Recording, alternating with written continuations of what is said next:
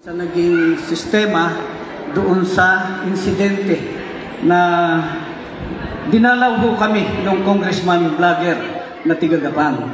At dito po, siya ay nag-vlog doon sa aming National Highway Maharlika. National Highway na sakop po ng San Leonardo. At doon ho sa kanyang pagbablog. Siyempre po, yung pong National Highway sakop ng San Leonardo, area of responsibility po ng mayor na mumuno sa San Leonardo. Kaya po kailangan alamin ko, harapin ko sila kung ano ba ang problema at kung ano naman ang maitutulong ko doon sa sitwasyon na ganong pagkakataon.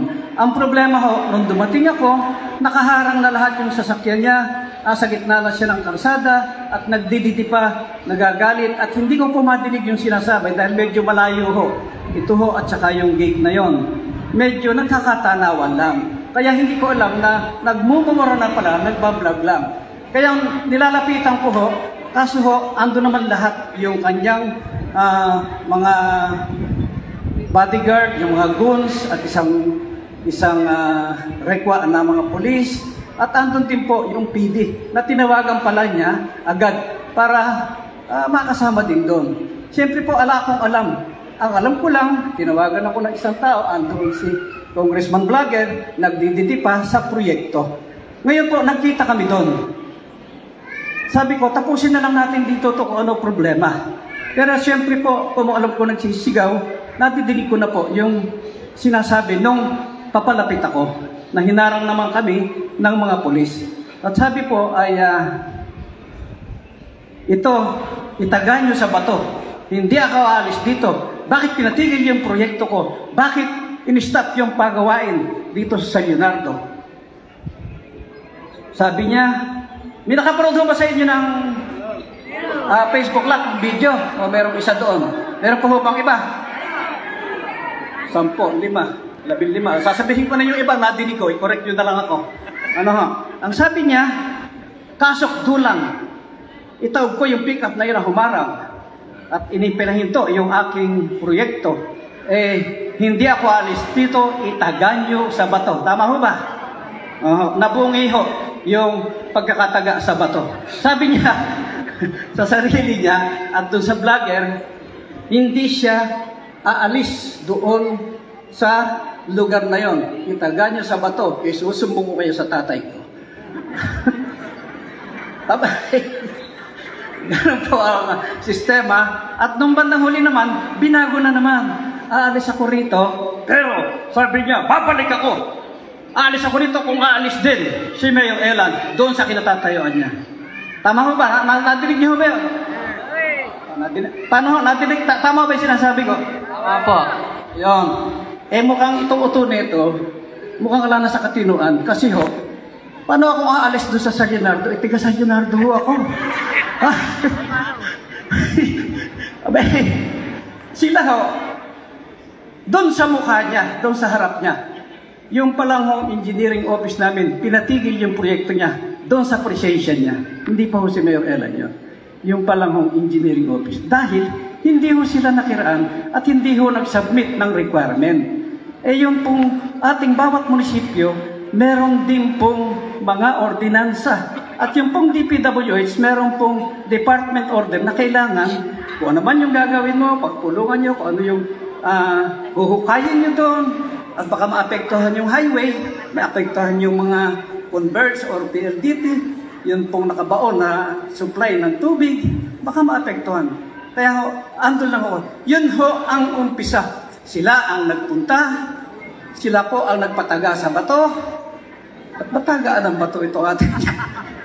At sila naman din ho, yung umalis. Ang depresya ho nito, nakita naman natin, nag-iisa na lang doon sa, akala ko tapos na eh. Nag-iisa na lang pala, nung mapanood ko, nung umuwi na ako, nag-iisa na lang doon sa sasakyan. Bago sumakay ng kanyang service, nakaganon pa yung camera. Kumakana pa pala. Nagmumura pa rin pala, no? Nag-iisa na lang sa dilim. Doon sa loob ng sasakyan, bira pa rin ang bira, parang mura ng mura. Mukhang orat na ito. At nakaupo congressman vlogger. Kasi tapos na kami ron eh. Kung akala ko ganun na lang yon. Kaya po, doon sa inumpisahan na lang, sinundan ko naman po. Ito po ay, ewan ko lang kung may nakapanood sa'yo ng live dahil hindi naman ho ako sanay. First time ko nag-live. At hindi ko alam kung totoong naka-live ako. Hindi ko negosyo to hindi ako vlogger. Kaya po, nanginginig ako sa galit. Meron hong kumisa kinikilabutan kapag nakakita ka ng magandang gano'n. Tapos, meron ka namang kumisa, nanginginig ka pagka ikaw nagugutom. Matanda na ho tayo para doon sa gano'n. Pero, gano'n pa man po, ako naman ang dumayo sa kanila para ano naman silang masabi. At doon po, talagang medyo nakapagbitaw ako ng ganong salita. At hinihintay ko naman sila ron sa lugar na yon. At nakita ko naman po ron, mismong backho ni Kong Eming, vlogger Pascual, mismong sa barangay na ni Kapitan Boy Paslang. Andun po yung backho nila, pero asa lugar po ng mga natibidad na lote. Pag-aari po ito na Mayora Baby. At doon po, pinababa ko yung kanyang operator at saka yung kanyang checker, pinatawag ko, in-interview ko. Ewan ko, may nakapanood sa inyo, hindi ko rin ho alam Alaho, meron ho ba? Merong isa. Ganun ho, yung pangyayari doon, sasabihin ko na rin po, na yung kanilang checker, yung kanilang operator bumaba. At inamin naman na wala silang karapatan doon. Wala silang alam doon, kundi inutusan lang nila ni Kong Vlogger at saka po ng Pahati Construction. Yung pong nakalagay doon sa backho, Pahati Construction, pero dami lang po ito ni Kong Eming. Dahil yung pong proyekto na yun, hindi ko alam kung flood control or what, kung kanino at sino nagpapagawa. Nalaman ko lang po nung sumagot na si Kong Eming. Ang sabi niya, ito, ewan ko lang kung napanood nyo rin yun, andun ho sa likod niya yung logo, andun lang pala sa bahay niya sa Pambuan, nilagay yung logo doon sa likod, at nagsasalita, nagmumura. Samantalang andun ako sa Pambuan. Yung nakaano ha? Nakabarong mo. Di meron kayo palang napanood. Kompleto rin doon. Pakitaas ka ho kamay nung nakapanood, nung nakabarong na nagmumura. Meron naman 20. Doon ho, sa hindi nakakaalam, uulitin ko lang ho yung sinabi niya. 50 putang ina. Ela Naganyo, bakla ka. Di ba? Tama ho ba?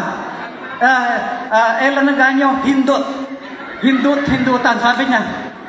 Ako hindi na mabubuntis, senior citizen ako. Maganda na. Ito atang si Kong Vlogger, gusto pang magpabuntis. Alam niyo kung may salitang hindot natin.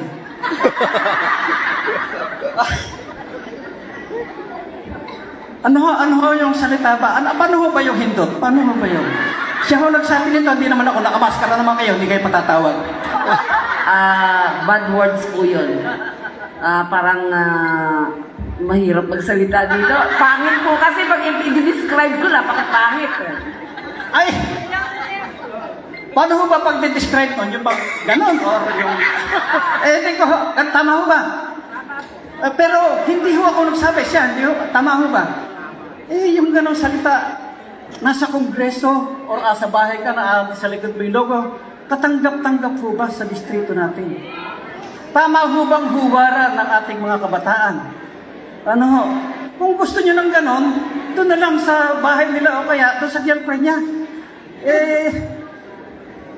Yung hubang paramihan ng girlfriend, sukatan ng pagkalalaki para malaman mong hindi bakla si Mayrelan. Ano ho ba ang kinagagalit naman itong si Kong Vlogger sa mga bakla? Ano mali dun sa bakla? At kailangan yun ang maging huwaran. At yun ang kailangan banggitin. Para lang lumabas na siya'y matapang, siya'y magaling, at siya po ay nagmumura at dapat hangaan. Hindi ko makita yung panuntunan na ito. Ayoko na hong gantihan ng mura. Yung mga Pascual kasi ayaw ni Doktora ay alam naman po pala ron. Ayan, ayaw ho ni Doktora Maris. Pangit po kasi. Bakit ka ho?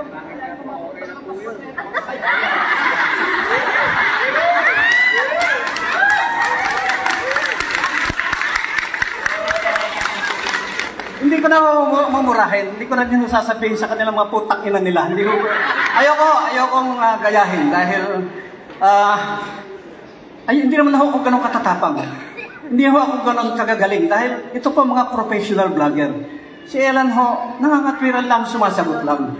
At yun po ay hindi panuntunan ng pagkalalaki yung o pagkabakla, yung kung ano man yung usapin na gusto niyang kung saan dalhin. Asa sa kanya na po yun. Pero mas alam siguro ng mga tao yung nahuli ni Mayor Ellen yung kanilang pagpasok doon sa mismong pag-aari ng mga natibidad. Yan ang po yung panilya ko na. Kaya po pinaalis namin mismo yung kanilang backhoe doon sa lugar na yun.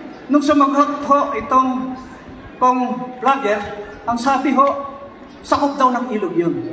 Nagtataka lang ho ako na tumaas na yung ilog sa lote ng natibidad, kakapantay na nung provincial road, yung ilog. Ang alam ho sa ilog, kasi mababang lugar, hindi ho tumataas.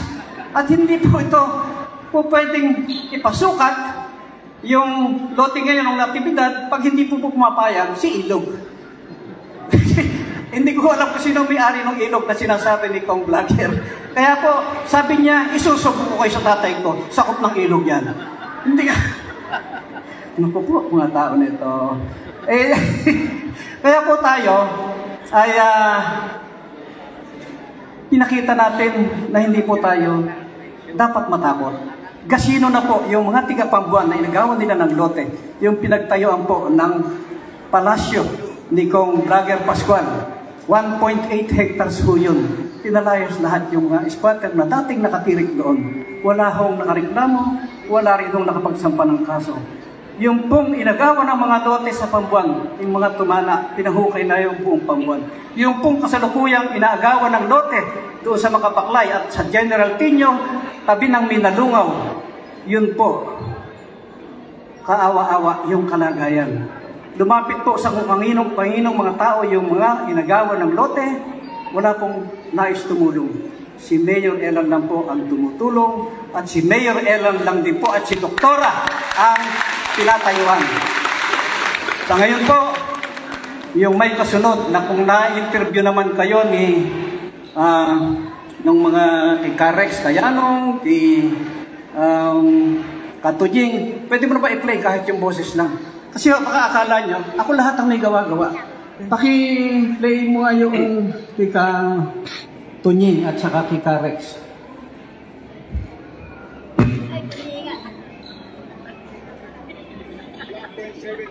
Pasensya, iligal na sigarilyo.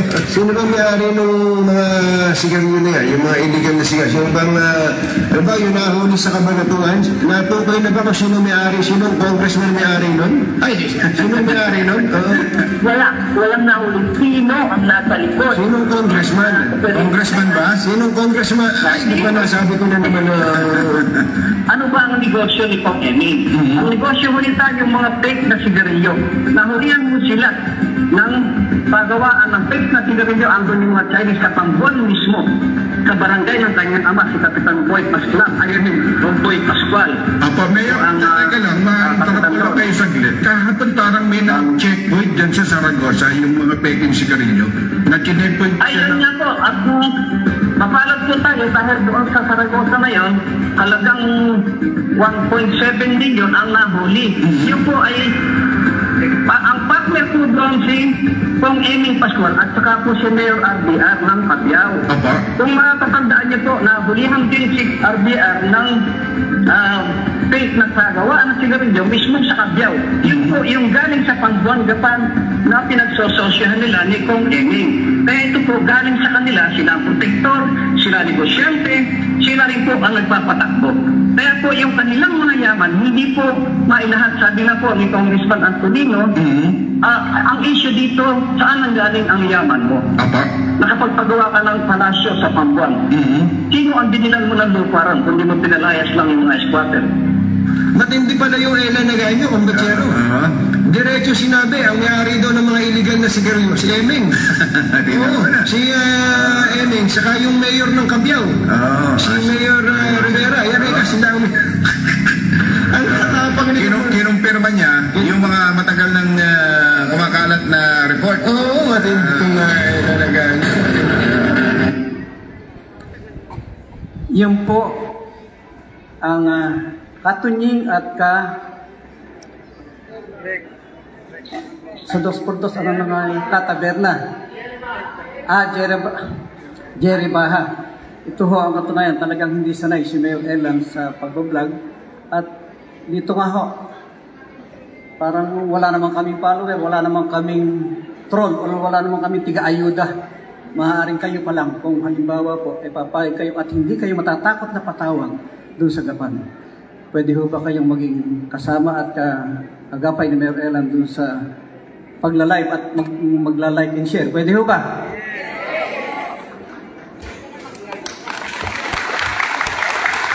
Maraming salamat po doon sa pumalakpak at merong ilang nang mapapatawag doon sa gapan.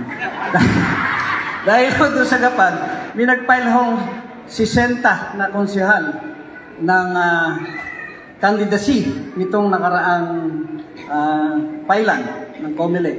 Sinamahan ko po doon mismo sa COMELEC yung mga nag-file at ipinail ko rin po yung candidacy ni Mayora Bibi Natividad at Vice Doc Omel. Sa kabutihang palad po, doon sa 60, minatira naman 20. Dahil yung 40, pinapatawag lahat ng mag-ama, tinatakot, kinakausap doon sa kanilang bahay, at 3 po yung nagtetret doon sa mga kawawang nag-file ng konsihales sa City of Gapan. 40 na po yung papaatras nila, andong murahin, andong takutin, andong pong sabihan ng kung ano-ano, at ano ba ang iniisip ni Elan Naganyo at pinag-file kayo ng konsihal. Yun po, gusto nilang maging konsihal, gusto nilang kandidato. Kaya po, ito po yung pagpapatunay na yung mga Pascual, iba talaga ang linya sa pamumulitika. Kung natatandaan niyo po, may pinapatay na Kapitan Rueda ng Santa Cruz. Pagkatapos po nun, lahat ng kapitan sa buong Gapan, kanila na, nangatakot na, tupi sa kanilang lahat. Kung natatandaan niyo po, meron pong pinapatay na konsihal Sunny San Jose dahil ito po ay kumontra doon sa pag-a-appoint nila ng admin officer na tiga New Zealand. Hindi ho qualified, kaya po ito kumukontra. At sa pagkontra na ho yun ang naging dahilan. Kaya po namatay si Konsihal Sunny San Jose at saka po yung kanyang driver. Kaya ngayon po, lahat ng konsihal doon sa Gapan, kanila na ulit sa takot. Kanila na ulit dahil ang ehemplo po kailangan may mamatay. At doon po sa Gapan, uubusin daw nila yung mga matyas. Kaya po, yung mga matyas mo, minakulong, minamatay, at kahuli-hulihan po, Bukal, Saldi, Matyas. Pinukumusta yung pamilya Pascual. At yung po, umalis na sila doon sa San Nicolas. At ang sabi na lang po, sana sumunod na yung mga Pascual doon sa kay Bukal, Saldi, Matyas, doon sa Hukay.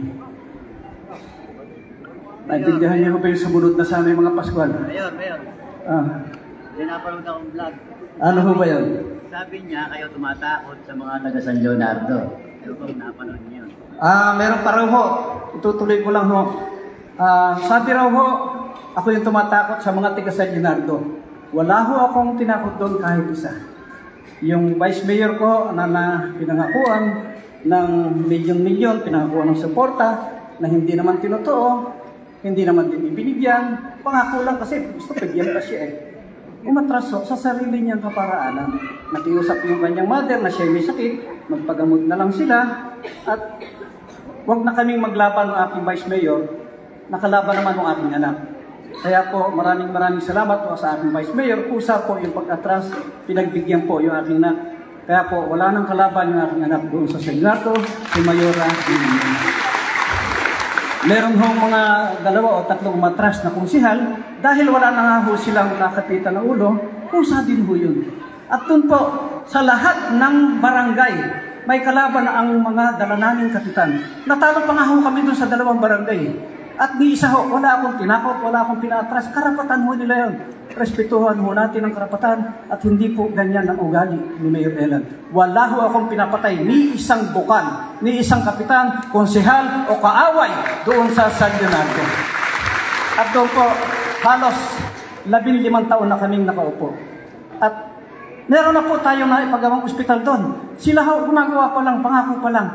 2 taon na ho yung ospital namin, kaya ho, sabi ko, magparehistro ka rito ng PhilHealth. At doon po, pag narehistro kayo, libre lahat. Libre ho ang kwarto, libre ang doktor, libre gamot, libre ho pagkain nung pasyente at maging nung bantay.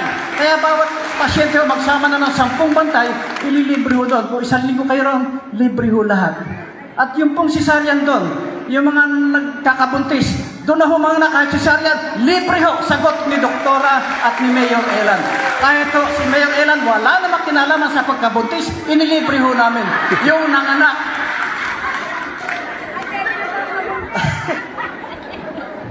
inilibre ho namin, tiga San Antonio.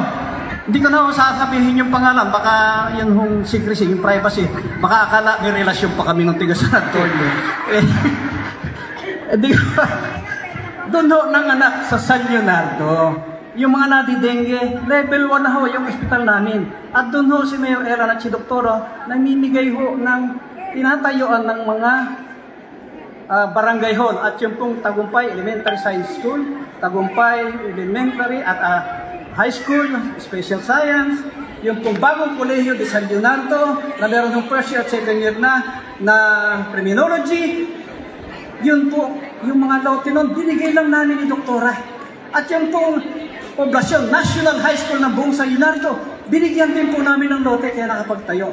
Yung po, sa San Leonardo po, namimigay kami ng lote, hindi kami nag-aagaw na kamukha ng Pascual na gamit at sobrang swapang sa mga lupain. Bibilin yung katabi, kahit walang titulo, sasakupin yung lahat ng katabi at pasusukat. Ganyan po. Kagagaling yung mga Pascual. Magagaling na, matatapang pa. Matatapang at makakapal ang mukha nitong Kapitan Boy Paslang at nitong vlogger Memeng Hindot. Sa kanya po nanggaling ito, hindi naman sa akin. Doon po, sa San Leonardo, wala rin pong naglipana na mga video karera. Bawal ho doon. Hindi po tayo nagpapalagay ng video karera at lalong wala rin ho tayong bangka sa STLO wedding. Hindi rin ho tayo nagbabangka sa mga monte, kundi si Kapitan Boy Paslang ang bangka sa buong Gapan. Pagka po may patay at may monte, kapitan niya po yung bangka. Kaya po yung nagkarat na sigarilyo ron, ando pa rin sa warehouse nila, si Kapitan Boy Paslang din po yun at si Nainay. Kaya po, iba po yung Gapan, yung road user stock na lahat ng pumapasok doon, manggaling ka ng San Isidro, San Miguel o San Leonardo, pag tumawid ka ng Gapan, yung mini dump truck at saka po yung dump truck, 1,000 po yung dump truck pag may sakay kang bato na i-deliver mo sa Gapan. Pag mini, 500. May resibo po ito. Saan ka nakakita na yung mayor at saka yung congressman ay nagtatax dun sa gumagamit sa karsada? Sila nga yung hindi marunong magbayad sa kuryente, yung palang plaza na pailaw at saka po yung street light sa gitna ng karsada na nilagyan ni Memeng ng ilaw doon sa pero sakop ng National Highway, hindi naman pinagbabayad sa kuryente, kundi 1 peso lang po ang binabayad monthly. Kaya po sa system loss, ang nagbabayad po noon ay ang mga tiga San Isidro, Cabeo at ang mga tiga Gapan. Dahil sa inyo po ang bayad sa kuryente, pag kayo po ay hindi nakabayad na 1 buwan, putol, lagot ang inyong kuryente. Pero sila Memeng, wala pong ganon. 1 peso per month sa buong ilaw ng Gapan. Ganyan po kagagaling. Kayo po ang nagsasaper. Kaya po lahat naman ng mga congressman, lahat naman po ng ibang senador, may pinamibigay. Kung nasusubaybayan niyo po yung BICAM, yung joint BICAM ng Congress at Senado, malinaw na malinaw po. Hindi po sa pulsa ni Memeng nanggagaling yung sinasabi sa inyo na halimbawa po doon sa Tabon, abangan niyo ako mga taga-Tabon. Lahat kayo bibigyan ko bahay-bahay, wala po tarahin. Pero bibigyan po mga 100 lang pala. Akala niyo lahat binigyan. At sinasabi po niya, bibigyan ko. Pautuhan ho, dahil ito po pera ng gobyerno. Pera po ninyo. Kaya yung nakatanggap, pagkataas niya ho nakatanggap. Alang aanin kasi ho kaya hiya. Pero kung nakatanggap man kayo, okay lang ho yun. Kasi po, pera ito ng gobyerno. Yung sa DOLE, yung pong cash for work. Yung pong AICS, sa DSWD. At yung pong akap-akap na pinagtatalunan nila ngayon na 39 billion, bira ng bira yung mga senador, nung maitsahan po ng 5 billion, gusto ipasa na yung batas. Tama ho ba? O mali yung sinasabi ko. Nasubaybayan nyo ba? Nakita nyo ba yung bycam na yun, yung meeting? Kayo? Hindi rin. Yun yung pinagtatalunan ngayon, manood kayo sa TV at sa balita, na mga pondo. Kaya ko lang po inuugnay dahil ito po, pondo ng gobyerno. Wala po kayong dapat tanaming utang na loob sa kanya dahil obligasyon po ng mga congressman na ibahagi yung ayuda na galing ng DSWD, ng DOLE at ng kung ano pa man na pera ng gobyerno. Tax nyo po ito pag bumili kayo ng bigas, bumili kayo ng candy, bumili kayo ng peke na sigarilyo. Meron na bumili ito. Yung po, may tax. Galing po sa inyo yun, kaya po wala kayong obligasyon at hindi nyo po dapat tanawin ng utang na loob doon sa nagbigay na congressman na inaangking pera niya. Pero ito po, yung ating pamasko, pera po ni Doktora, pamasko din sa ano, sarili. Kasi po, hindi naman siya nakaupo ngayon. Gumagabi na, sinesensya na ako ni Kumaring Merly, sabi niya, okay na. Palagay ko po, nagkakaintindihan na tayo. At si Mayor Elan po, hindi po palaaway, hindi rin po matapang. At naninindigan lang. Para naman po may malapitan, matayuan yung mga ibang kaawa-awang kadistrito natin. Minanapan nila sa kanilang magulang yung lupa, meron silang approved plan, meron silang right of possession, a barangay captain, backyardman certificate, bigla na lang pagising nila, may sumusuro na sa lupa nila at may umangkin. Kaawa-awa po itong mga taong ito. At yan po, hindi kayang tiisin na Mayor Elan. Tutulong po kami ni Doktora at tayo po'y tatayo kung kailangan po na magkaroon ng rally doon kasama ang mga naragadyado at maglalagay ng placards, bumalik sa kanilang posisyon. Tatayo po kami ni Doktora, sasama kami doon sa grupo na yon at muli po ibabalik natin yung kanilang karapatan doon sa kanilang mga lupain na sinakop nitong mag-aamang Pascual, Boy Paslang at Memeng Pascual. Sa inyo pong lahat, Mayor Elan po ay nagpapasalamat na muli at nagbibigay ng Merry Christmas, Happy New Year, magandang hapon po sa inyo lahat. All right, once again, thank you so much.